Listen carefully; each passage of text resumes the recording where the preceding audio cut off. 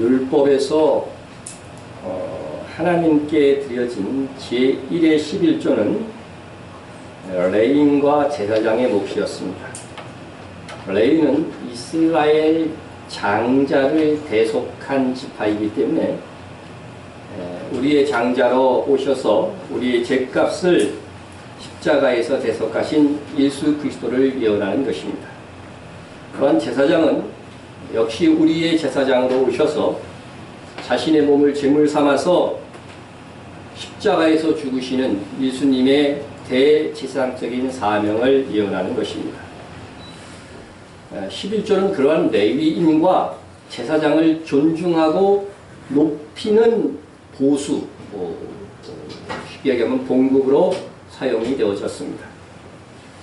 이미 예수님께서는 레위인과 제사장이 예언하는 바를 2000년 전에 이미 성취하셨습니다. 그러므로 더 이상 레위인과 제사장을 높이는 11조는 드려질 필요가 없어진 것입니다. 제2의 11조는 감사축제의 용도로 사용되어졌습니다. 최종적으로 제사장의 몫이어야 하는 이 11조가 일반 백성의 몫으로 돌아가게 하신 것은 하나님께서 모든 백성들, 주를 믿는 모든 백성들도 제사장이 될 것이다 하는 그것을 예언하게 하기 위함이라고 했습니다. 이 역시 예수님께서 십자가의 부활 사건 이후 오순절을 기점으로 모든 성도들에게 이루어지고 성취되었기 때문에 제2의 11조도 드릴 필요가 없어진 것입니다. 구제를 위한 제3의 11조는 스스로의 행위로는 구원받을 수 없는 사람들을 예수 그리스도께서 대속으로 구원하실 것을에 대한 의미를 가지는 11조인데 이 역시 예수 그리스도를 통해서 이미 성취되었던 것입니다. 그러므로 제3의 11조도 드려질 필요가 없습니다. 그래서 더 이상 율법의 어떤 말씀을 가지고 11조를 강조하는 것은 이거는 시대를 잘못 읽은 결과라는 것입니다. 이상은 지난주 율법으로서의 11조가 폐하여졌다 하는 쪽으로 말씀을 이미 드린 바가 있습니다. 그런데 많은 분들이 11조의 정당성을 가르치는 구절로 서기관과 바리새인들에게 예수님께서 하신 이 말씀을 사용하고는 합니다. 화 있을진저 외식하는 서기관들과 바리새인들이여 너희가 박하와 해양과 근처의 11조는 들이되 율법에 더 중한 바 정의와 긍휼과 믿음은 버렸더라. 그러나 이것도 행하고 저것도 버리지 말아야 할지니라. 이 말씀을 보면 11조를 하라는 소리입니까? 하지 말라는 소리입니까? 예수님께서 서기관과 바리새인들에게 너희들은 율법에 의거해서 철저한 11조 생활을 하였지만 율법에서 더 중요한 정의와 긍휼과 믿음은 버렸다 하고 질책하시는 말씀입니다. 우리가 이미 살펴본 것 같이 11조는 하나님과 메시아에 대한 믿음과 그분이 실현할 의와 긍휼의 정신이 담겨져 있습니다. 그들은 11조라고 하는 외적인 규정은 지켰지만 그 규정이 바라보게 하는 영적인 것에는 관심이 없었다는 것이죠. 그 11조가 가리키는 예수 그리스도에 대한 믿음도 없었고 사회적 약자에 대한 배려도 없었습니다. 주님은 그런 그들에게 이것도 행하고 저것도 버리지 말라고 말씀하신 것입니다. 결국 예수님께서 이것도 행하고 저것도 버리지 말라고 하셨으니 이는 11조를 드리고 율법에 더 중한 바 의와 긍휼과 믿음도 실천하라 하는 그런 말씀이 아니냐 하는 것이죠. 그러나 이 말씀은 전체 문맥을 통해서 보면 예수님께서 율법 아래에 있는 서기관과 바리새인들에게 하신 말씀이라는 것을 잊어서는 안 됩니다. 예수님께서는요, 조금 지금부터 주제가 조금 달라지는데 예수님께서는 여러 차례 바리새인들이 가르친 바 율법을 행하여 구원을 얻을 수 있다는 잘못된 가르침에 대한 허구를 자꾸 드러내셨어요. 예?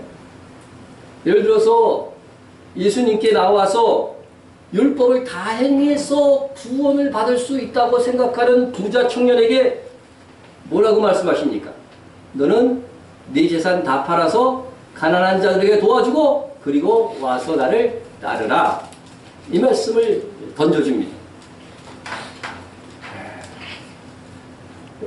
이 말씀을 하심으로써 그가 이웃사랑보다는 또 예수님이 하나님이시잖아요.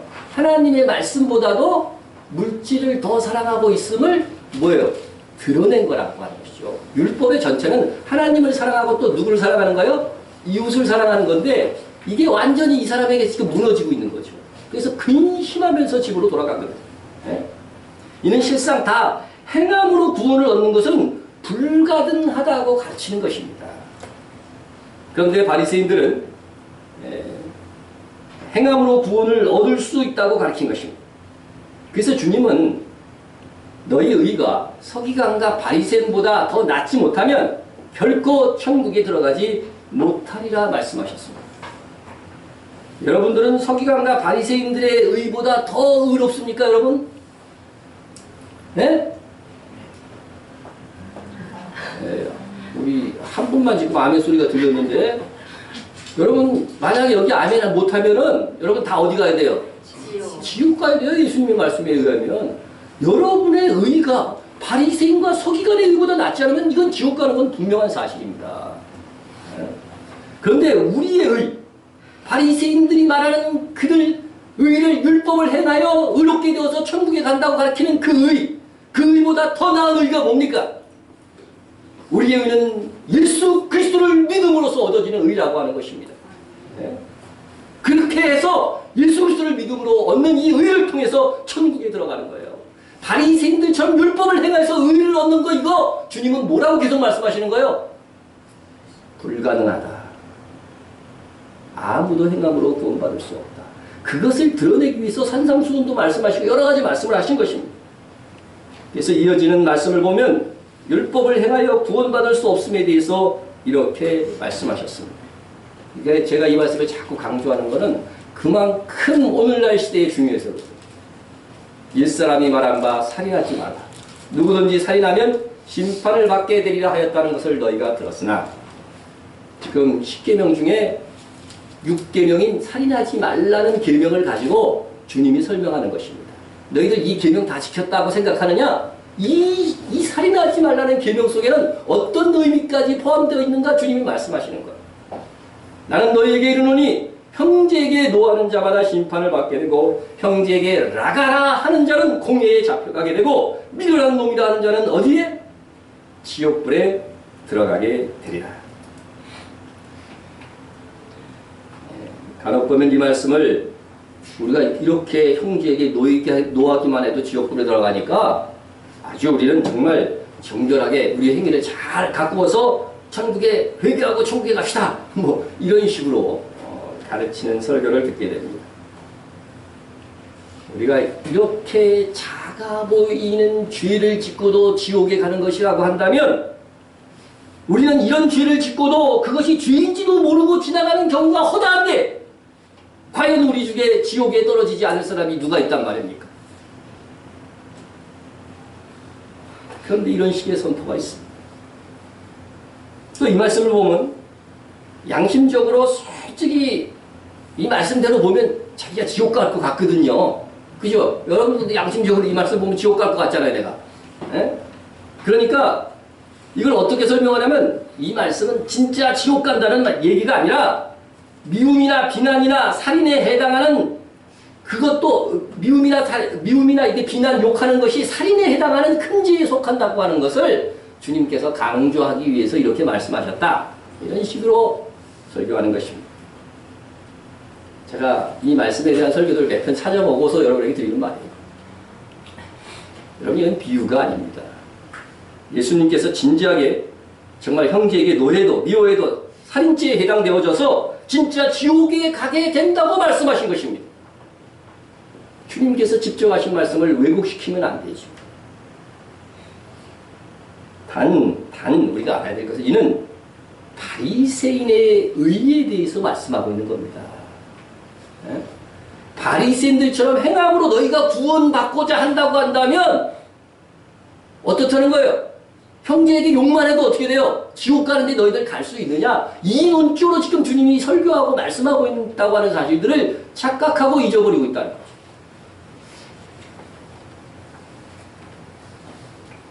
형제에게 라가, 우리말로 하면 바보, 개 XX 그런 건데 에?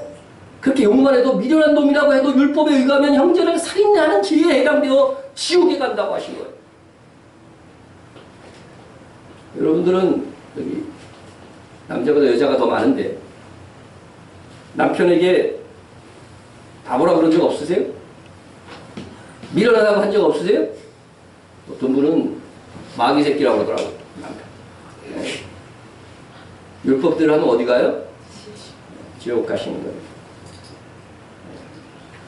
네. 여러분 이 지옥에 가는 이 조건을 생각해보면 우리가 받은 은혜가 얼마나 크다는 걸 알아야 돼요. 여러분 주님의 말씀의 논지는 이것입니다.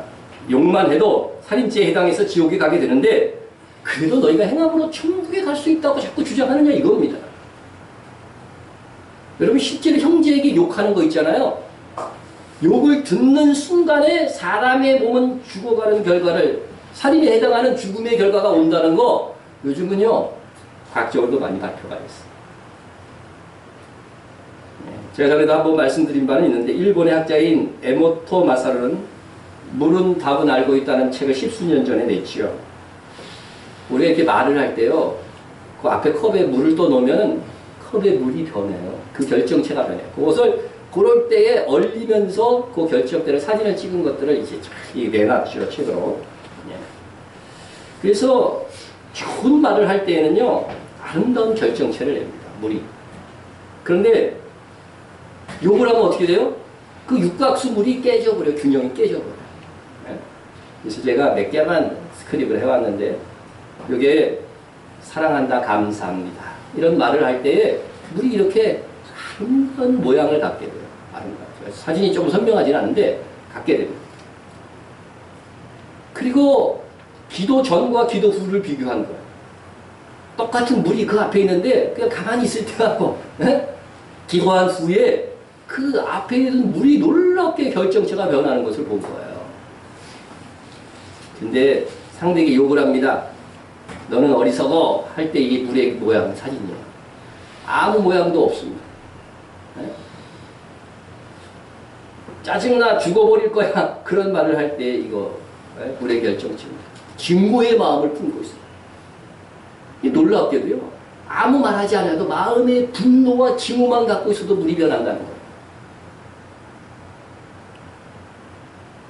이게 왜 중요하냐면요 우리의 몸은 몇 프로가 물인지 아세요? 60%입니다. 제가 찾아봤어요. 60%가 물이고 신생아는 80%가 물입니다. 어릴수록 물의 양이 많아요. 네? 그럼 우리가 막 증오하고 욕을 하면 어때? 그것을 받는 상대는 어떻게 돼요? 우리 몸에 물이 어떻게 돼요? 아름다운 결정체가 깨지면서 건강에도 해가 올 수밖에 없는 거죠. 그러니까 신생아일수록 물이 많으니까 사람이 어릴수록 말에 대한 어떻게 돼요? 영향력을 더 받게 되는 거죠. 나이가 들어가고 이제 수분이 좀 빠져서 50%밖에 안 남으면요 웬만한 말에도 이렇게 충격을 잘 안 받는데 이런 과학적으로 생물학적으로 확인이 된 것입니다. 그런데 어린 자녀들에게 함부로 말하는 부모들이 얼마나 많은지 하나님의 말씀인 율법의 기준에 의하면 무슨 죄? 살인죄입니다. 살인죄. 주님께서는 형제에게 노하는 것이 그 형제의 수명을 단축시키는 결과를 가져오니 조금 현대적으로 해석해서 말하면 그렇다는 거죠. 가져오니 이것도 넓게 모아서 살인죄에 해당하는 것이라고 가르치신 것이라고 하는 거예요. 주님께서는 너희가 그래도 살인하지 말라는 그 계명을 지킬 수 있느냐? 너희는 살인하지 말라는 계명을 지킬 수 없다. 율법대로 한다면 너희는 다 지옥행이다. 율법대로 다 행한다고 하는 것은 불가능한 일이다. 그러므로 율법을 행하여 천국에 갈 수 있다고 가르치는 너희의 가르침은 잘못된 것이다. 그런 의도로 말씀하신 것입니다. 그런데 이를 정반대로 예수님께서 형제에게 욕하는 그런 죄만 지어도 지옥에 간다고 하셨으니까 욕하지 말고 바르게 살아서 천국 갑시다. 이렇게 가르치면 주님의 말씀과 어떻게 돼요? 정반대로 가르쳐요. 정반대로 가르쳐요. 근데 그런 가르침이 얼마나 많은지 몰라요. 여러분 이어지는 말씀을 한번 더 보십시다. 그러므로 예물을 제단에 드리다가 거기서 내 형제에게 원망 들을 만한 일이 있는 것을 생각나거든 예물을 제단 앞에 두고 먼저 가서 형제와 화목하고 끌려와서 예물을 드리라. 여러분 이 말씀대로 하고 계십니까? 이 말씀대로 실천해 보신 분 한번 손 들어보세요. 한 명도 없네요. 왜 말씀대로 안 사세요? 예배 드리려고 하는데 예배 드리기 전에 원망 들 만한 일이 생각납니다. 이게 한 번도 그런 적이 없었다고 한다면 정말 성인군자이거나 아주 무감각하거나 그냥 막 산던가 둘 중에 하나일 것입니다. 저는 지금까지 실제적으로 예배 드리려고 하다가 원망 들을 만한 일이 생각나서 예배 드리지 않고 가서 화목하고 온 사람의 이야기를 들어본 적이 없어요. 본 적이 없고 이야기도 들어본 적이 없어요.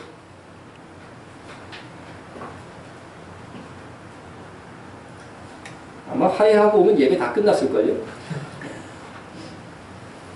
사실 저도 이 말씀을 잘못 이해하고 있었을 때에는 이 말씀이 늘 마음에 걸렸어요. 양심적인 신자라고 하면 이거 안 걸리겠어요? 아마 이렇게 하라고 설교하시는 분들도 그렇게 행하지 않았을 것이라고 저는 확신합니다. 자신도 행할 수 없는 것들을 자꾸 가르치는 거예요. 이게 바리새인들이 그랬거든요.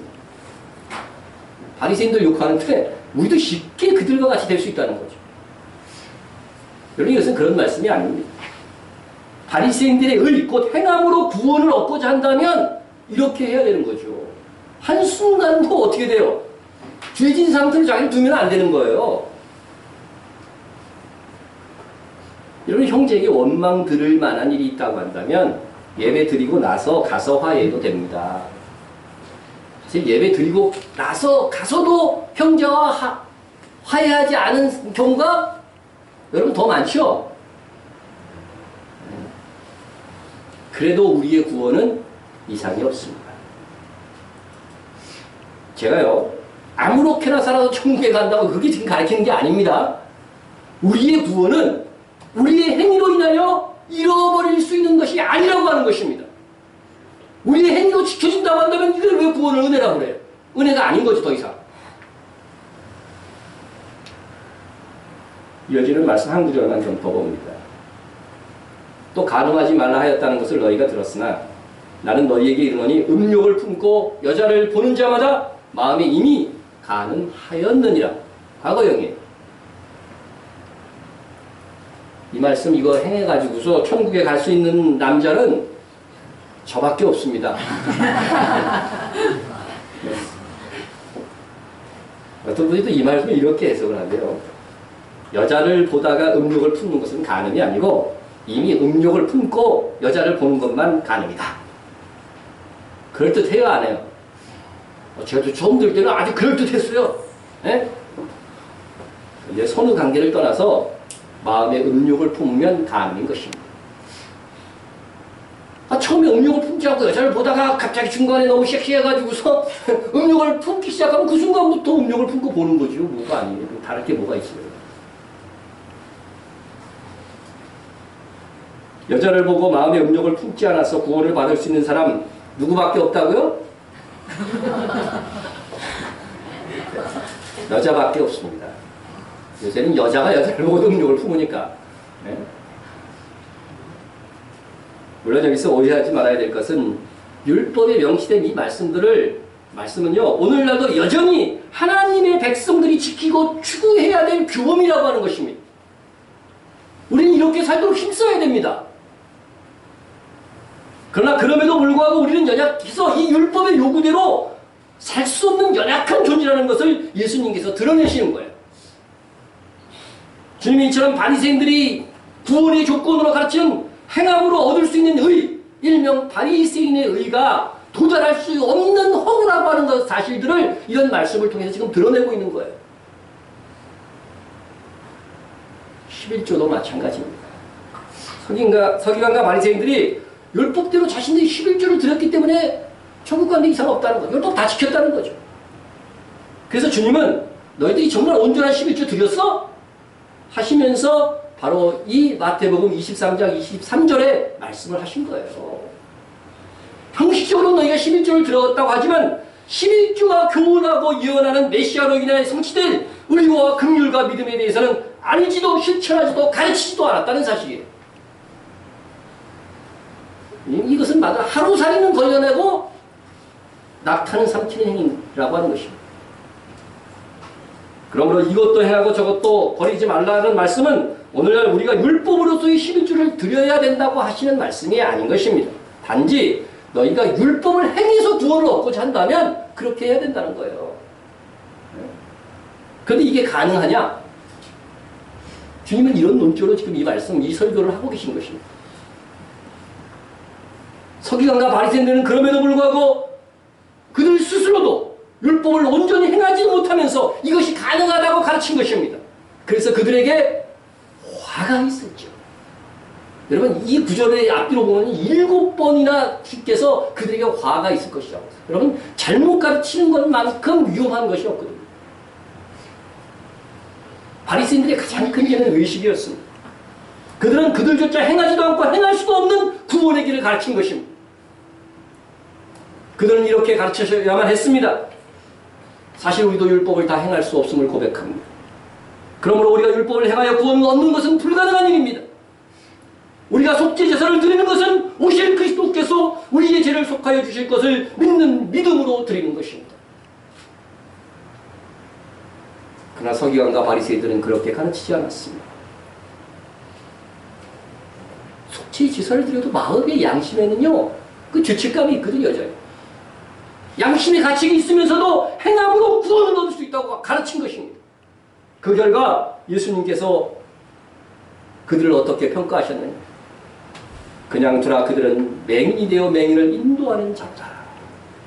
만일 맹인이 맹인을 인도하면 둘 다 구덩이에 빠지리라 하십니다. 백성은 선생이 제대로 가르치지 않으면 모를 가능성이 많습니다. 오늘날 은혜의 구원을 행함도 있어야만 구원받을 수 있다고 가르치는 분들에게 이러한 화가 미칠까 걱정이 됩니다.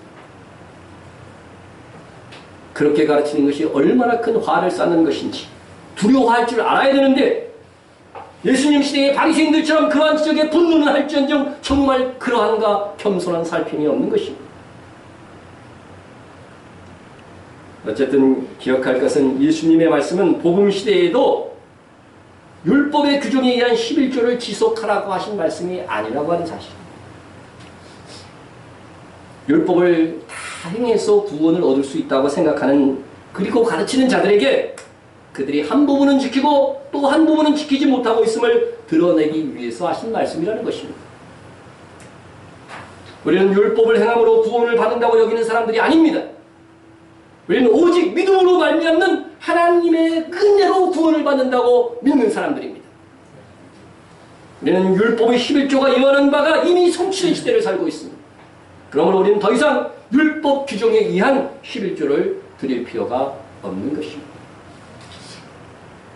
오늘 우리가 드리는 11조는 하나님의 보좌 우편에서 멜기세덱의 관찰을 따라 제사장직을 행하고 계신 그 예수님을 높이는 의미로 11조를 드리는 것입니다. 그리고 우리의 왕과 제사장으로 다시 재림하셔서 우리에게 왕과 제사장의 직분을 나누어 주실 예수 그리스도께 감사하고 영광을 돌리는 의미로 11조를 드리는 것입니다. 세상에서 잘되기 위해서 복되기 위해서 11조 드리는 것은 이거는 율법으로서의 11조입니다. 신약시대는 하늘의 상을 위한 것입니다. 그분을 높이기 위한 것입니다. 종말신앙과 관련이 있는 것입니다. 그러므로 우리가 왕과 제사장으로 오실 그리스도를 높이며 사모하고 기다린다는 신앙 고백으로 드리는 것이 오늘날의 11조다. 꼭 기억하시기 바랍니다.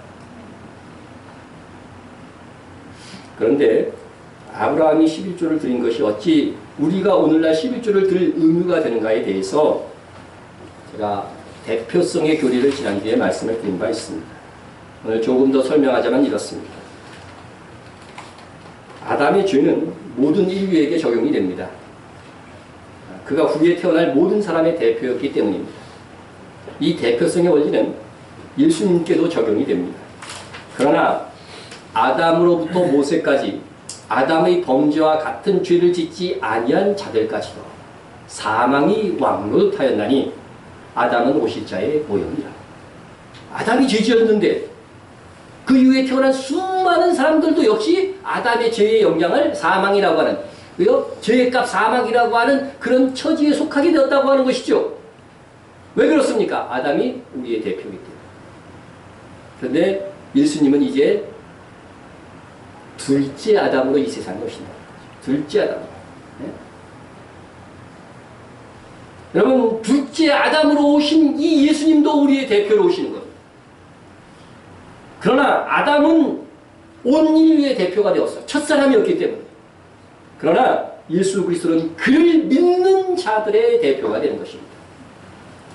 아담의 범죄는 저절로 전 인류에게 첨가되는 영향을 미쳤지만 예수님을 믿는 자에게는 사망이 아니라 생명의 영향력, 그죠? 영생하는 생명의 영향력이 비춰지게 되고 이끌어지게 된다고 하는 사실입니다. 이렇게 성경은요, 대표성의 원리가 다 적용이 됩니다. 승리한 장수 밑에 있는 사람들이 싸우지 않았어도 자기 장수가 나서 싸워서 이기면 다 승리한 거나 마찬가지고, 전쟁에 나가지 않은 백성이라도 자국이 전쟁에서 승리하면 그 전리품들을 함께 나눌 수 있는 것과 마찬가지입니다. 이것은 우리의 생활 속에 이 대표성의 교리는 우리 생활 속에 이렇게 적용할 수 있습니다. 좋은 아버지 밑에 태어난 아들과 수주증뱅이 아버지 밑에 태어난 아들이 있습니다. 또 부자 밑에서 태어난 사람과 가난한 아버지 밑에서 태어난 아들이 있습니다. 아버지는 그 가정의 대표입니다. 그래서 아들은 어쩔 수 없이 대표인 아버지의 슬하에서 좋든 나쁘든 어떻게 돼요? 영향을 받으면서 살 수밖에 없는 것입니다. 그런데 하나님, 우리 아버지는 왜 수중저역병입니까? 우리 아버지는 왜 이렇게 가난합니까? 네? 내가 왜 그런 자식에서 태어난 것입니까? 불평하고 막 살아간다고 한다면 그것이 하나님 앞에서 올바른 자세입니까? 여러분, 믿음은요, 내가 선택할 수 없는 것은 받아들이는 것입니다. 나의 상황이 남들보다 훨씬 열악한 상태에서 출발해 난다고 해서 그것이 하나님께서 불공평하신 것이 아니라고 하는 사실입니다. 왜냐하면 주님 다시 오실 때 우리의 심판의 기준은 무엇인가? 무릇 많이 받은 자에게는 많이 요구할 것이고 많이 맡은 자에게는 많이 달라 할 것입니다. 여러분, 이 열악한 상황에서 예수님을 믿고 있는 분들에게는 오히려 더 큰 기회가 있는 것이죠. 더 큰 기회. 네? 나락으로 떨어질 수 있는 그런 위기도 더 크지만 더 큰 영광을 차지할 수 있는 기회도 더 크다고 하는 것이죠. 그래서 공평하다고 하는 거예요. 믿음으로 살기 어려운 상황 속에서 믿음을 지키고 충성했다고 한다면 그보다 더 좋은 환경에서 믿고 충성한 사람들보다 상이 더 큰 것은 분명한 사실일 것입니다. 그러므로 여러분, 믿는 자들은 은혜를 받은 자이고 일단 은혜로 구원받은 성도에게는 공평함이 있어요. 우리가 상황을 탓하지 말고 이 어려운 상황이 더 나에게 상 주시고자 하시는 하나님의 기회로 여겨서 우리 끝까지 인내하고 충성합시다. 아멘. 저는 우리는 나의 의사와 상관없이 나의 대표자를 받아들이고 거기서부터 내 인생이 출발하는 거예요. 마찬가지로 아담의 죄가 왜 우리에게 영향을 미치는 것이냐? 아담이 선악과를 따먹은 것이지 내가 선악과를 따먹었느냐? 이렇게 불평할 수 있을 것입니다. 물론 그것은 우리가 선택할 수 있는 부분이 아니었습니다. 그러나 우리는 우리의 대표 아담의 죄를 안고 태어난 것입니다. 그것은 하나님께서 우리에게 공통적으로 주신 실존이에요. 그것을 받아들이는 것이 하나님 앞에서의 겸손인 것입니다. 그러므로 우리의 대표가 죄를 지어 내가 죄인으로 태어난 것을 인정하고 그 다음은 생명을 주는 대표를 받아들이는 믿음의 길을 찾아가야만 한다는 것입니다. 성경은 거의 모든 부분에서 이 대표성의 원리가 적용이 됩니다. 예수님께서 제자들을 가르치시고 또 예수님께서 가르치신 기도도 다 우리의 뭐예요? 우리에게 가르치신 것을 인정하는 것은 뭐예요? 모든 교회의 대표가 그들이었기 때문인 것입니다. 오늘 대표성의 원리를 길게 말씀드린 것은 11조에 대한 답을 드리기 위함인 것입니다. 아브라함은 모든 믿는 자의 조상으로서 우리의 대표가 된다는 것은 거의 성경에서는 상식에 속하는 이야기입니다. 그 아브라함이 멜기세덱에게 11조를 드렸다고 하는 것은 우리의 모본으로 드린 것이기 때문에 우리가 마땅히 멜기세덱이 상징하는 예수 그리스도께 11조를 드리는 것은 마땅하다 하는 것입니다. 자, 그러면 14만 4천 휴거 이야기하다가 왜 그동안 이 11조 이야기를 두 주간에 했느냐 하는 거죠. 네? 그것은 14만 4천이 사람들 중에서 속량함을 받은 첫 열매라고 말씀했기 때문인 것입니다. 14만 4천은 사람들 가운데서 속량함을 받아. 네. 우리 다 속량함을 받았지만 몸의 속량은 어떻게 돼요? 14만 4천이 첫 열매라는 뜻이에요. 네. 몸의 속량함을 받아 처음 익은 열매로 하나님과 어린 양에 속한 자들이니 했습니다. 처음 익은 열매는 첫 열매 그런 뜻이죠. 우리 헬라어로 아파르케, 이거는 좀 기억했으면 좋겠어요. 아파르케라고 하는 단어다 하는 것입니다. 자, 이 처음 익은 열매라는 이 단어는, 첫 열매라고 하는 이 단어는 구약성경에서 맏아들, 장자를 의미하는 그런 단어이기도 했습니다. 그래서 장자권과 14만 4천에 대한 말씀도 이 설교를 통해서 여러분에게 드린 바 있습니다. 그런데 이 처음 익은 열매, 첫 열매는 헬라어로 아파르케라고 하는 단어인데 구약성경을 헬라어로 번역한 최초의 성경인 70인경을 보면 히브리어로 이 11조를 아파르케로 번역해 놓았다는 사실입니다. 신기하죠? 그래서 여러분 오늘 해석의 신빙성을 좀 높이기 위해서 최초의 성경인 이 70, 번역 성경으로서 최초의 성경이죠. 이 70인경에 대해서 부연 설명을 여러분에게 좀 드리고자 합니다. 그러기 위해서는 헬라 제국, 헬라라는 말보다 그리스라고 하는 말을 더 많이 쓰긴 하죠, 요즘. 그래서 헬라 제국을 세운 알렉산더 대왕에 대한 이야기부터 좀 해야 되겠습니다. 이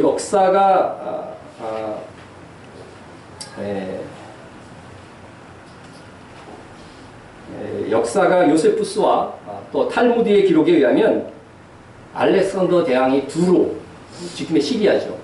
그 두로 섬을 성공적으로 점령하고 지중해 해변을 따라서 이제 예루살렘을 점령하려고 향하고 있을 때였습니다.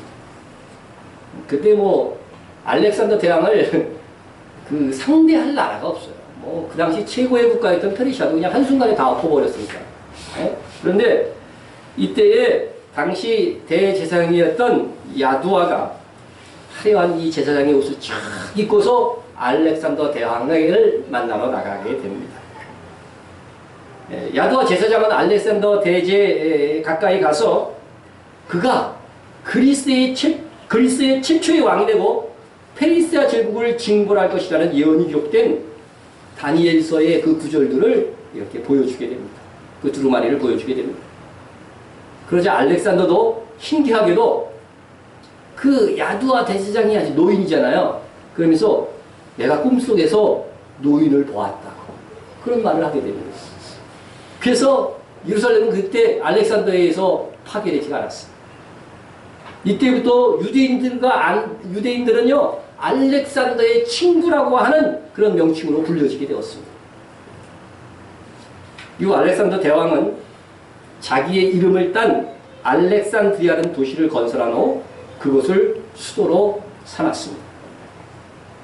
보시면은 우리가 그 분홍색 점선으로 한 것이 이제 헬라 제국, 지금의 그리스 지역이죠. 거기서 시작을 한 거예요. 알렉산더 대왕이 제국을 시작했는데 보세요. 그가 점령한 나라를 보면 얼마나 대단합니까? 그죠? 네. 네모난 점선이 있는 것, 네모난 빨간 점이 있는 것이 그게 뭐냐면 물론 알렉산드리아입니다. 뭐 예루살렘을 포함해서 지금의 뭐 웬만한 지역은 다 서방 지역부터 다 점령을 했습니다. 그래서 이 알렉산더 대왕이 이렇게 대단한 왕이었습니다. 그런데 이 유대인들은 이제 이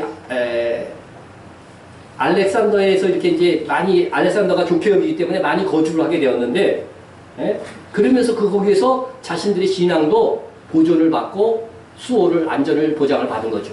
받았습니다. 근데 알렉산더 대왕이 죽고 이제 4명의 그 장수들이 이 알렉산더 제국을 나누어 갖게 됩니다. 근데 이 알렉산드리아 지역을 차지한 것이 프톨레미오스 왕조예요.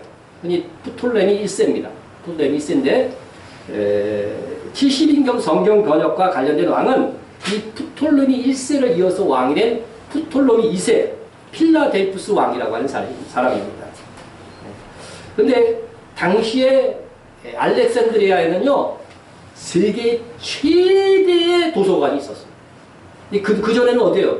그리스 아리스토텔레스, 플라톤, 소크라테스가 있던 거기가 최고의 지성이 있는 곳이었겠죠. 여러분 알렉산더는요 아리스토텔레스에게 3년간 교육을 받은 사람이에요. 그러니까 지식적으로도 굉장히 탁월한 사람인 거죠. 그런데 그 필라델푸스 왕에게 왕실의 그 도서관장이었던 데메트리우스가 헬라어로 번역된 이 율법, 다시 말해서 구약 성경이 얼마 없다, 이런 보고를 하게 됩니다. 그러자 이 필라델푸스 왕이 그러면 구약 성경 전체를 요번에 한번 헬라어로 번역해라. 이것이 이제 그리스도가 오셨을 때 어떻게 돼요? 복음이 세계로 번져가는 아주 중요한 사건이 되는 거죠. 그래서 이 바로 구약 성경을 헬라어로 번역하라 하는 명령이 떨어졌어요. 자, 여기가 이제 더 가까이 보면 현재 이집트의 지금 알렉산드리아, 돈 많으신 분은 가볼 수 있습니다. 지도로 보는 것이 건강에 좋습니다. 자, 여기 지금 그 알렉산드리아 도서관 지금 복원한 거, 옛날에 이 모양이 이렇진 않았습니다. 복원을 한 것이고 거기에 이제 설치하고 유엔 그 유네스코에서 여기 다 지원을 해주고 있는 걸로 알고 있습니다. 그래서 이제 그 정면을 보면 이게 세계 최대의 도서관이었기 때문에 그 앞에 보면 세계의 모든 글자들을 조금씩 다 기록해놨어요. 눈이 좋으신 분은 글자 하나, 우리 한글도 하나 보일 거예요, 그죠? 월자 비슷한 거 있죠, 하나. 네, 더 자세히 보면요, 우리 딸 이름도 써 있어요, 막. 용자가 이렇게 막 이제 써 있는 것을 이렇게 보게 됩니다. 이게 네. 가보지 말고 화면으로만 보세요. 자, 그리고 이것은 내부입니다. 도서관 단지의 내부고. 그리고 지금 이게 바로 알렉산드리아 도서관 상상도입니다. 당시의 상상도, 이런 도서관이 있었을 것이다, 이렇게 생각을 하고 있습니다. 그래서 하여튼 이 구약 성경을 번역하라고 하는 이런 명령 앞에서 유대인 12지파에서 6명씩의 랍비들이 대표로 선택되었으니까 몇 명이에요? 70인경이라고 부르지만 사실은 72명이 번역한 거예요. 72명이 이집트의 수도 알렉산드리아로 와서 두루마리 히브리 성경을 헬라말로 번역하게 되는데 그 최초의 번역 성경을 70인경이라 부르는 것입니다. 아이러니한 것은 유대인들이 뭐 이후의 시대에 보면은 제일 싫어하는 것이 누구냐면 기독교인이잖아요. 그런데 이 번역 성경을 번역해 놓는 바람에 이것이 기독교인들에게 기이한 복음을 전하는 기초가 된 거예요. 기초가 된 거죠. 이방은 다 그 당시에, 오늘날의 영어가 그 당시에 헬라어였거든요. 헬라어였기 때문에 번역을 해놓으니까 다 그것을 보고서 구약 성경이 히브리어로 되어 있으면 어떻게 알겠어요. 그런데 헬라어로 이렇게 되어 있었기 때문에 이렇게 기독교인들에게 환영받는 책이 되자 유대인들은 오히려 이 70인경을 버려버렸어요. 괜히 좋은 일만 시켰구나, 기독교인들. 그러나 이것도 다 보면 뭐예요? 주님이 오시기 전에 복음을 전 세계로 전파하려고 하는 하나님의 섭리 속에서 다 이루어진 것입니다. 그래서 초기 기독교인들은 구약 성경을 읽을 때 70인경을 주로 사용했고 그 결과 신약 성경의 인간 저자들도 그 구약 성경에 있는 것들을 인용한 게 참 많잖아요. 이게 다 뭐에서 인용해요?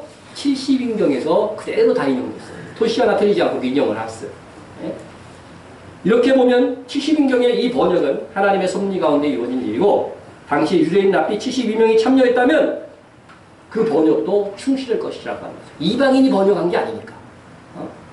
자, 그런데 그들의 번역에서 히브리어 11조를 뭐라고 번역했느냐면요. 아파르케로 번역했어요. 천열매, 장자, 이와 똑같은 단어로 번역을 했다는 사실. 그러면 유대인들이 율법에서 11조의 의무를 첫 것을 드리는 개념으로 이해했다는 거예요.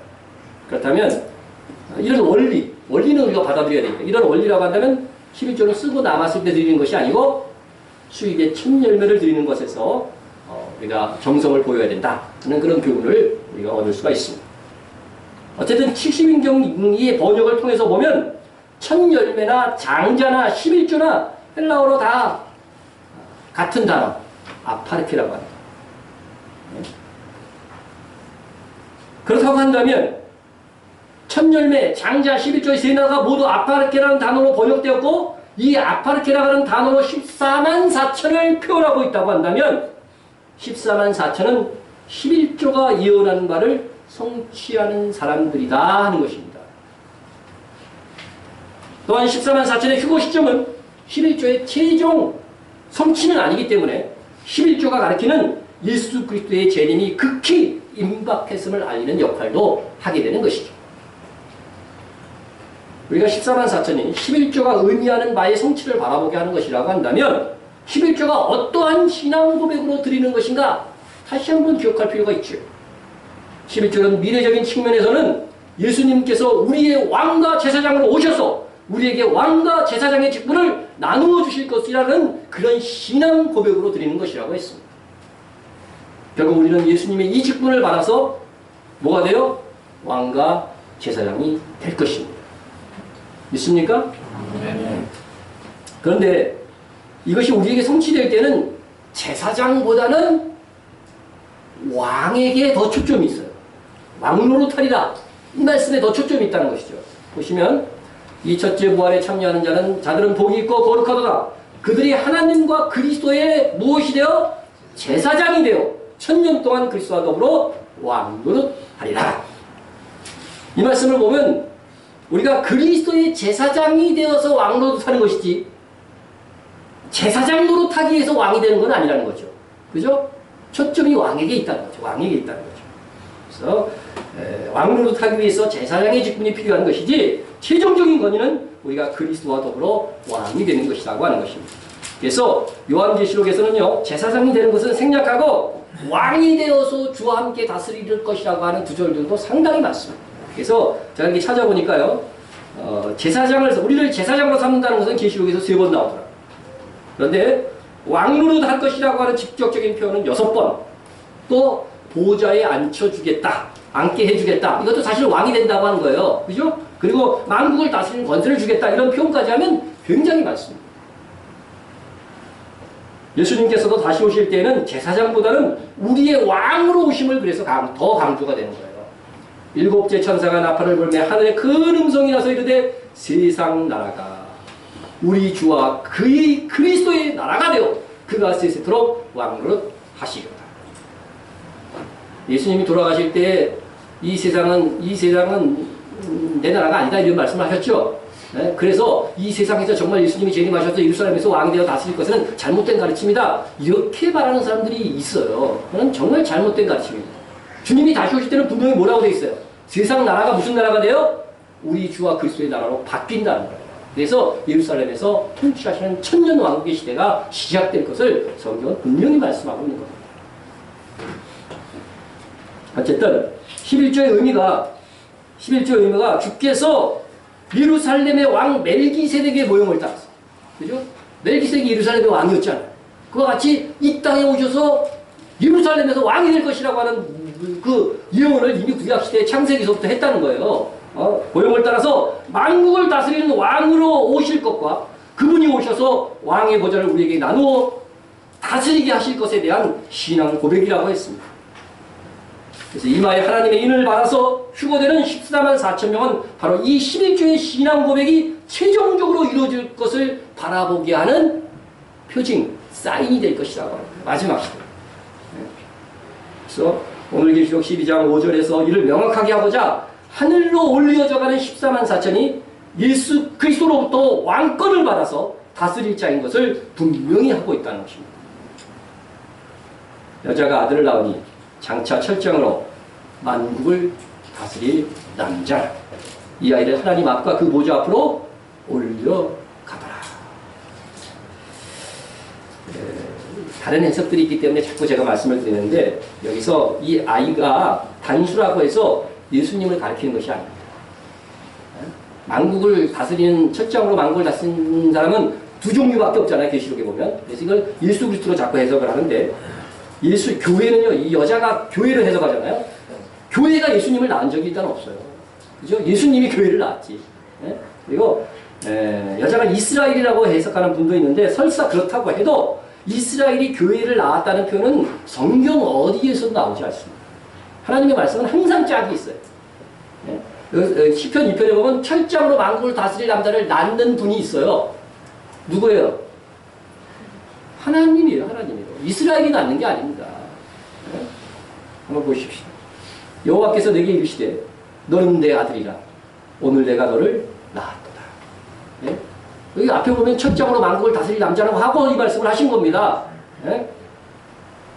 그래서 여러분 누가 누구를 낳았다고 하는 표현은 낳은 쪽이 뭐라는 거예요? 아버지고 아버지나 어머니잖아요. 그죠? 어머니고 그리고 낳은 사람들은 어떻게 돼요? 그게 자녀인 거죠. 자녀인 거죠. 그래서 낳은 쪽이 아버지 혹은 어머니 그리고 창조주의 의미가 있는 것입니다. 그래서 우리가 예수님을 믿고 영접한 것은 뭐예요? 하나님이 우리를 영적으로 낳은 결과가 우리의 현실 세계에서 이루어진 거잖아요. 분명히 성경에 나와 있어요. 이는 혈통으로나 육적으로나 사람의 뜻으로 나지 아니하고 오직 하나님께로부터 난 자들입니다. 그러므로 우리가 누가 누구를 낳았다는 것은 낳은 쪽이 훨씬 크고 우월한 영적 규모나 권위를 가져야 합니다. 그런데 이스라엘이 예수님을 낳았다고 이렇게 해석하면 예수님보다 이스라엘이 더 권위 있고 높은 쪽이 되는 모순을 가지게 되는 것입니다. 물론 예수님이 혈통적으로는 다윗의 후손으로 오신 것이 맞지만 영적으로는 예수님이 이 땅에 오셔서도 뭐예요? 뭐라고 말씀하셨어요? 다윗이 그리스도인 나를 향해서 주라고 얘기했는데 그 시대부터 내가 어떻게 다윗의 후손이 되느냐? 이 말씀을 하신 거예요. 권위적인 면에서는 절대 아니라고 하는 것입니다. 그러므로 여기서 여자는 교회고 여자가 낳은 아들은 계시록 2장 26절에 근거하여 이기는 자들인 것입니다. 여기서 이기는 자는 수많은 성도들을 포함하지만 단수로 역시 표현되어져 있습니다. 그러므로 여자가 낳은 아이는 이기는 자들입니다. 그런데 계시록 7장과 14장을 연결해서 보면 여자가 낳은 아이는 이기는 자들 중에서도 첫 열매로 휴거되는 이스라엘 자손 14만 4천인 것입니다. 이것이 이미 여러분에게 자세히 말씀드린 바 있지만 노파심에서 다시 말씀을 드립니다. 이상 설명을 근거로 정리하자면 이렇습니다. 11조 신앙은 최종적으로 예수님께서 우리에게 왕권을 나누어 주심으로써 성취되는 것입니다.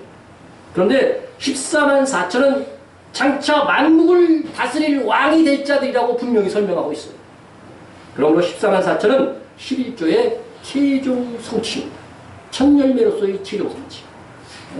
우리도 이 14만 4천과 더불어 이기는 자가 되어서 예수님께서 나누어 주실 장차 만국을 다스릴 자의 반열에 우리도 속해야 할 것입니다. 그렇게 되기 위해서 어떻게 살아야 될까요? 하늘의 상급은 절대적으로 행위와 관련된 겁니다. 우리 14만 4천처럼 살면 되는 거예요. 또 이기는 자들이 어떻게 산 자들이라고 계시록에 많이 나오잖아요. 그들처럼 살면 되는 거예요.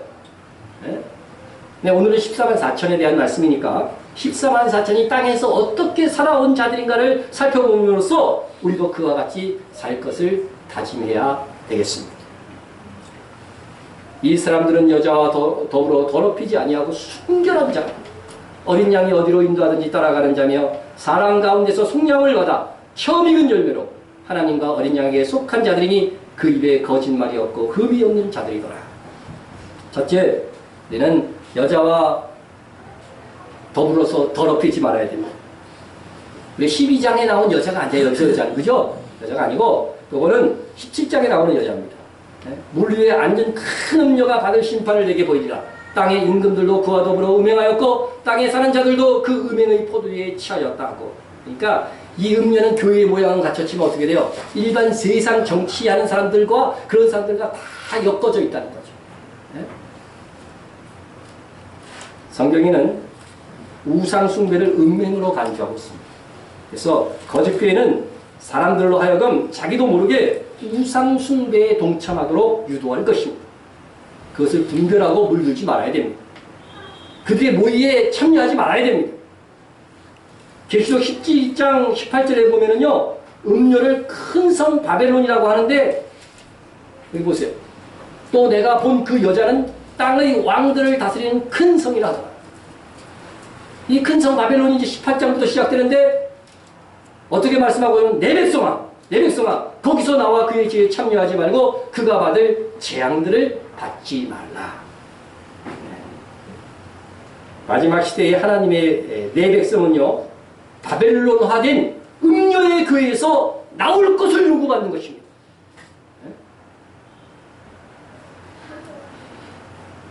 여기서 내 백성이라고 하는 것은요, 이스라엘만 가리키는 게 아니고 우리를 가리키는 표현이기도 합니다.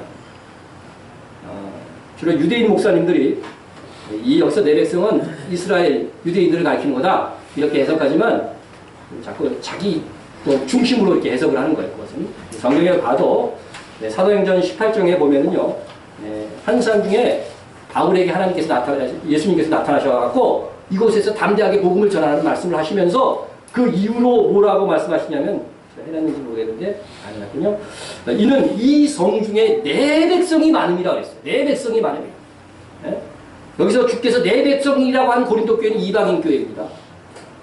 그래서 이방인 교회, 이방인 성도들을 향해서도 우리 분명히 주님께서 내 백성이라고 하는 이 표현을 사용하셨습니다. 그래서 여기서 내 백성은 유대인이건 이스라엘이건 다 포함해서 말하고 있는 것입니다. 그렇죠? 이것은 또 구약 성경의 성취죠. 이제 어리석은 민족으로 백성이 아닌 곳에서 내 백성이 나올 것이라는 호세아서 1장 10절에 이런 모든 예언들이 성취되어졌고, 이것을 바울이 로마서 9장과 10장에서 분명하게 성취될 것을 말씀하고 있는 것입니다. 자, 어떤 경우든 이 음료의 교회가 마지막 시대에 있을 것인데, 이 음료교회는 처음부터 음료의 교회로 출발한 교회가 있을 수 있고, 처음에는 정상적인 참교회로 출발했는데 이게 변질되어 갖고 음료의 교회화된 것도 있는 것입니다. 어떤 경우든 마지막 시대의 이 음료의 교회는 더욱 확실하게 그들의 정체를 드러내면서 사탄의 편에 서게 될 것입니다. 그래서 그러면은요, 조금 둔감했던 그동안 성도들도요, 하나님의 백성들은 그동안 내가 속았구나 하고서 그 속을 그 음료의 교회에서 나오게 될 것이라고 하는 겁니다. 그때까지도 나오지 않고 인간적인 관계나 유익을 위해서 그곳에 남아있다고 한다면 그는 하나님의 백성이 아니라는 증거가 될 것입니다. 지금 우리 주변에 음료의 교회에 물들지 않으면 물론, 우리가 음료의 교회에 물들지 않아야 되는 것은 물론이고, 음료의 교회에 속한 사람이 있다고 한다면 기도해 줘야 됩니다. 기도해 줘야 됩니다. 그래야 그들이 그 속에서 속히 빠져나올 수 있게 될 것입니다. 그런데 그들이 음료의 교회에서 나와서 구원받은 것이 우리의 기도의 응답이었다고 하는 사실을 안다면 영원토록 그는요, 생명의 은인같이 천국에서 여길 것입니다. 주와 함께 왕노릇하기 위해서는 가장 먼저 음료의 교회, 각종 이단과 가톨릭, WCC 등 교회에서 그들이 예배와 모의에 참여하지 말고 자신을 더럽히지 말아야 되는 것입니다. 두 번째로, 어린 양이 어디로 가든지 따라가는 자가 되어야 됩니다. 왜 예수님을 어린 양이라고 자꾸 표현하는가, 계시록에서는? 어린 양이 의미하는 바는 어린 양이 되셔서 우리를 대신하여 예수님께서 십자가를 지셨음을 연상케 하는 거예요. 그래서 우리는 어린 양 대신 예수님이 어디로 인도하든지 따라가는 자가 되어야 한다고 하는 것은 바로 우리의 져야 될, 이것에 순종하기 위해서 우리가 져야 될 십자가를 기억하라고 하는 것입니다. 그러므로 내 생각으로 어떤 나의 비전을 만들어내면 안 됩니다. 어린 양이 인도하는 대로 가야 돼요. 항상 신앙으로 인해서, 말씀으로 인해서 내 비전이 만들어져야지, 내가 어떤 뭐 세상에서 어떻게 출세하게 돼서 이런 계획을 세워놓고 주여 이것에 도달할 수 있도록 도와주십시오. 이런 거는 자기 비전이지 하나님의 비전이 아닌 것입니다. 때로 어린 양의 인도하심을 모를 때도 있을 것입니다. 그러할 때도 말씀에서 벗어나지 말고 우리의 모든 행동이 어린 양의 인도하심이 될 수 있도록 우리가 기도하고 노력해야 되는 것입니다. 그래서 우리가 어린 양께 속한 자임을 세상 속에서 드러내야 한다는 것입니다. 세 번째는 그 입에 거짓말이 없고 흠이 없는 자들이 되라는 것입니다. 우리가 살짝 거짓말하면 넘어갈 수 있는 일들이 너무 많죠. 그죠? 뭐 큰 거짓말은 막 죄책감이 오는데 작은 거짓말은 사실은 살짝 넘어가기 때문에 이게 진지도 모르고 넘어가는 경우들이 우리가 얼마나 많은지 모릅니다. 제가 이슬람 교리를 좀 공부를 해보니까 그들의 안전을 위해서는 얼마든지 거짓말할 수 있고 거짓으로 기독교에 동조하는 신용을 해도 괜찮다고 되어 있어요. 심지어 그들의 교리조차 거짓으로 말할 수 있는 거예요. 자기들 교리에는 이렇게 안 돼 있어요. 그런데 위기를 벗어나기 위해서 우리 꿀 안에 이런 말이 있어. 이런 식으로 말할 수 있다는 거예요. 네? 그리고 이슬람의 지도자 마호메트도 막 저주해도 된대요. 참 기가 막히죠. 우리 이 기독교에서는 허락할 수 없는 일들을 그들은 허락하는 것입니다.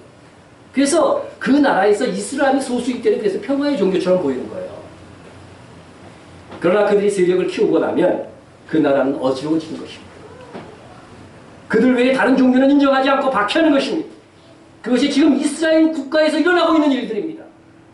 여러분 꾸란, 그들이 코란이라고 말하는 그 꾸란은 분명히 기독교는 못 배워 죽이라고 되어 있어요.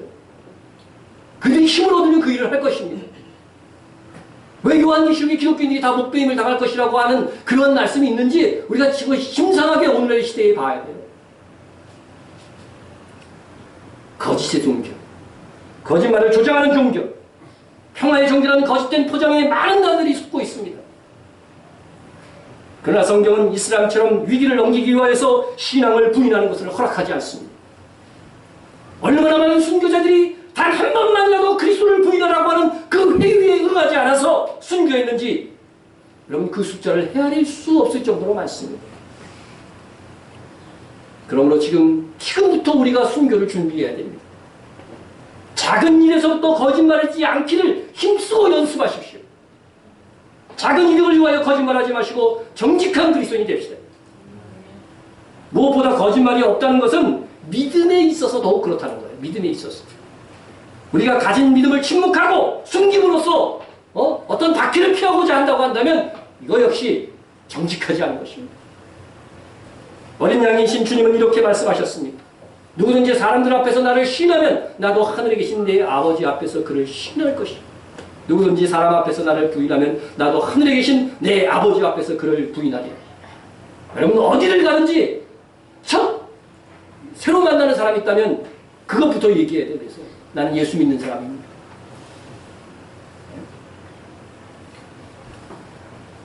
내가 그리스도님을 부끄러워하지 마십시오. 복음을 부끄러워하지 마십시오. 오히려 당당히 선언하고 복음을 전하는 자로 사십시오. 커피숍에 가서 특별히 커피 마실 때 기도 안 하던 사람도 커피숍에 가서 커피를 마실 때는 뭐예요? 네, 조사를 다음부터 해보겠습니다. 기도하고 마시세요. 우리는 흠없는 자로 살기를 힘써야 됩니다. 14만 4천이 흠없는 자라고 해서 완전히 죄에 짓지 않고 산 사람일까요? 그것은 성경에 보면 의인은 없나니 하나도 없다는 말씀에 비추고 그렇지 않은 거죠. 단지 그들은 흠없는 그리스도인이 되고자 부단히 힘쓴 자들이며 그래서 상당한 성화의 진보가 이루어진 그런 사람들일 것입니다. 여러분 11절에서 11장을 보면 믿음의 이 조상들, 믿음의 영웅들에 대한 이야기가 나오는데 구약 성경에 그들의 일대기를 보면 정말 죄진 거 많거든요. 그런데도 뭐라고 기록하고 있어요? 아주 출중한 믿음의 용사로 그리고 있다고 하는 사실입니다. 비록 우리가 많은 믿음의 흠이 있다 할지라도 어찌하든지 믿음으로 살고자 투쟁하고 힘쓴다면 하나님께서는 우리에게 최종적으로 흠없는 자라고 하는 평가를 주실 것입니다. 그러므로 여러분 죄를 이기기 위해서 힘쓰시기 바랍니다. 두 사람이 똑같이 범죄했을지라도 그 죄를 짓지 않으려고 힘쓰고 애쓰다가 그리고 마음의 고통을 느끼면서 연약함으로 인해서 죄를 진 사람과 아무런 그 마음에 오는 죄에 대한 양심의 어떤 파동은 있겠죠.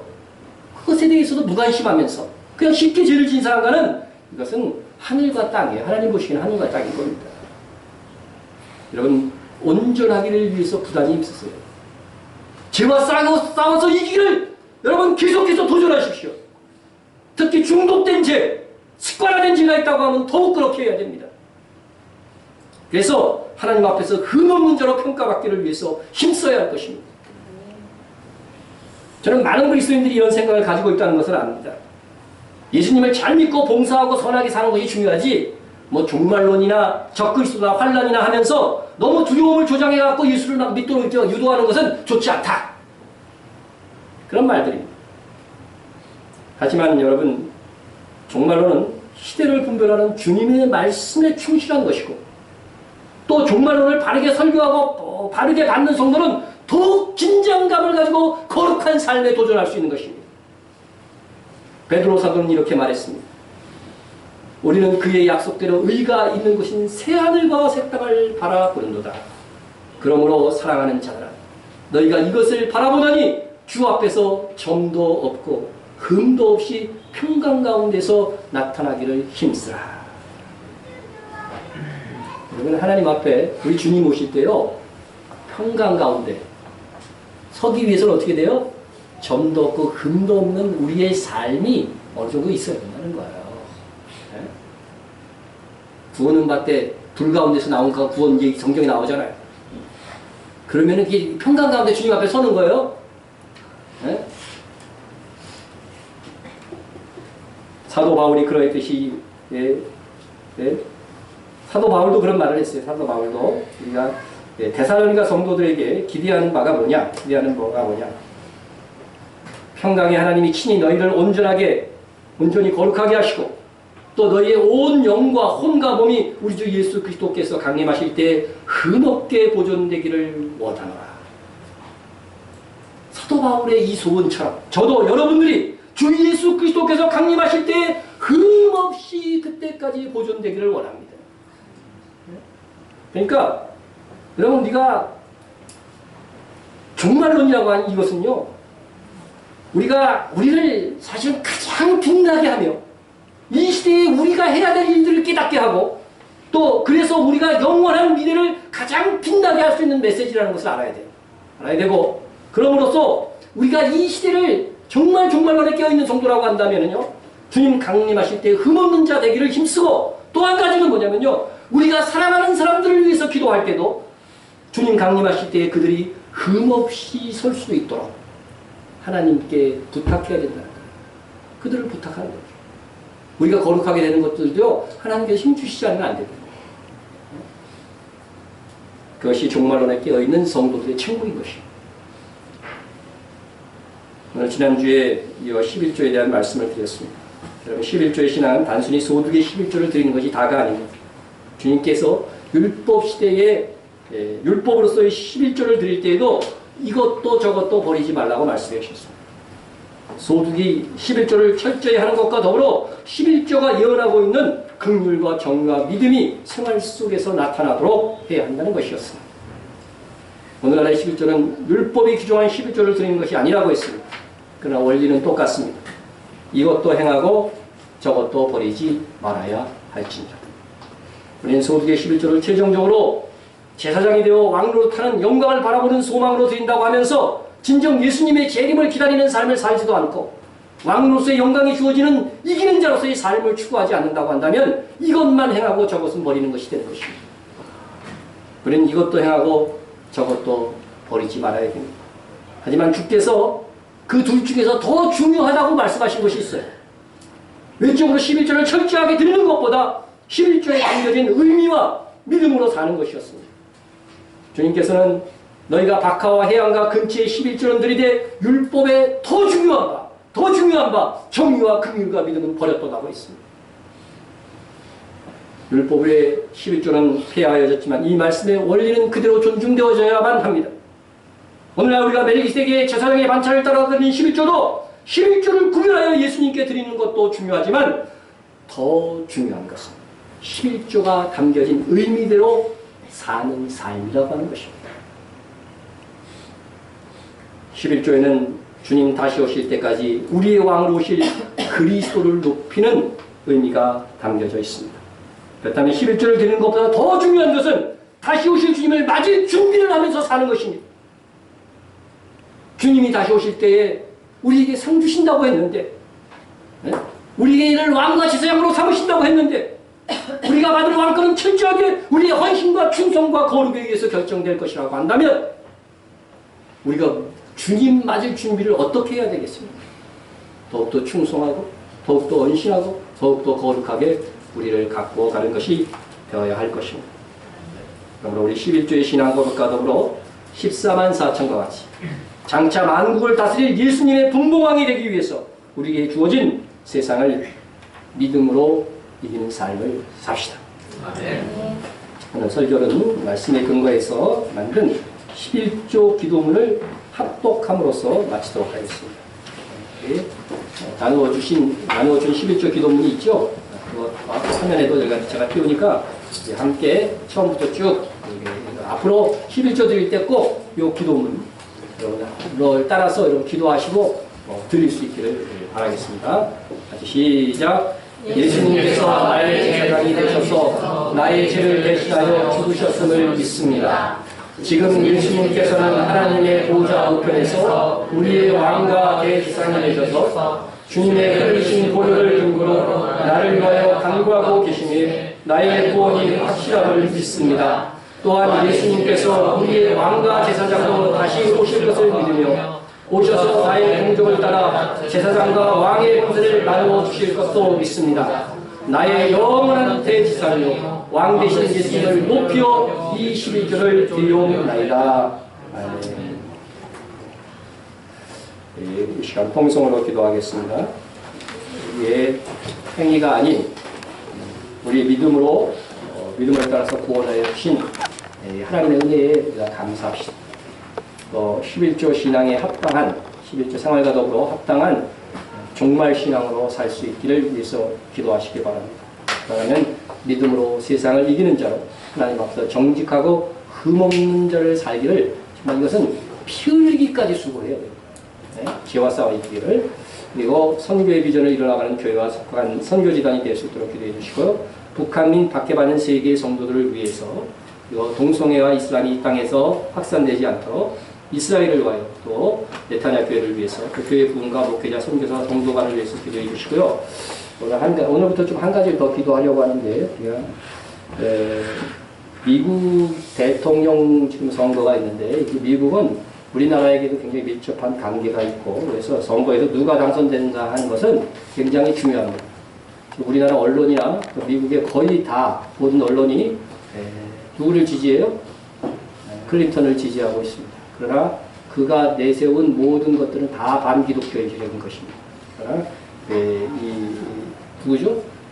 트럼프가 내놓은 그런 모든 것들은요, 동성애니 뭐 이런 것들 다 제자리로 다 원시시키겠다고 다 했어요. 그리고 기독교인들에게 정식으로 기도 부탁도 했고 이렇게 했습니다. 여러분들이 언론에 보도되는 것은 위장된 것이 많고 실제 언론 조사에서도 지금 언론이 다 조작해서 그렇지 트럼프의 지지가 더 많다고 하는 것이 현지에 사는 분들, 내가 배나 TV인가 뭐 그런 것들도 제가 몇 개 봤는데 현지에 사는 분들은 분위기가 전혀 그렇지 않다. 그래서 클린턴이 가서 유세하는 곳에는 몇백 명 온대요. 근데 이 트럼프가 유세하는 데는 수천 명, 체육관에 들어오지도 못한대요. 한 5천 명 정도가. 그 정도로 지금 상황이 되고 있는 현실입니다. 그래서 제가 그동안 사실 이 부분에 있어서 상당히 망설이긴 했는데요. 제가 이제 어떤 기독교적인 그래도 자기는 장로교인이라고 정식으로 얘기를 했어요. 트럼프는. 신앙이 그렇게 있는 사람이 같지는 않아요. 그래도 기독교적인 사고의 공약들을 다 내놨기 때문에 우리가 그것들을 위해서 기도하면 아마 마지막 시대의 재앙이 조금 뒤로 물러날 수 있다. 그래서 많은 예언자들이 지금 말하는 것은 만약에 트럼프가 되지 않는다고 한다면 큰 재앙이 임할 것이라고 하는 예언을 하고 있어요. 그래서 여러분들이 우선은 우리가 이 세계 기독교, 미국에서도 이 복음을 접하는 것이 얼마나 이 오바마 정부에서 힘들어졌습니까? 그래서 그것을 위해서 미국 대통령이 여러분들 그것이 좀 마음에 안 하는 분은 하나님의 뜻대로 하나님이 원하시는 사람이 되기를 기도하시면 됩니다. 그래서 저는 이제 트럼프가 되기를 위해서 이제 또는 기도해야 되겠다 그런 생각을 했습니다. 그래서 우리에게 복음을 전해준 미국이기도 하고 그래서 그런 부분들도 앞으로 기도 제목에 넣고서 기도할 수 있기를 바랍니다. 그다음에 통성으로 기도합니다. 사랑의 하나님 아버지 감사합니다.